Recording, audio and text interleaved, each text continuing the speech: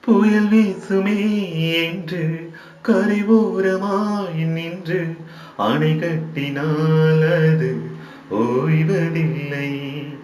மழை தூருமே என்று நடுவானிலே வந்து திரை கட்டினால் மழை முடிவதில்லை. எரிமலையின் மேலே தண்ணீர் ஊற்றி அணைத்திட முடியாது. ஒரு மின்னல் கீற்றை நூலில் கட்டி நிறுத்திட இயலாது. உண்மையார் வெல்வது சிப்பியின் பொறுமைதான் முத்து போல் மின்னுது. இலைகளின் சக்திதான் கனிகளை தாங்குது. காற்றே பூங்காற்றே ஒரு கவிதை சொல்வாயா? விண்ணில் செல்லத்தான் உன் சிறகுகள்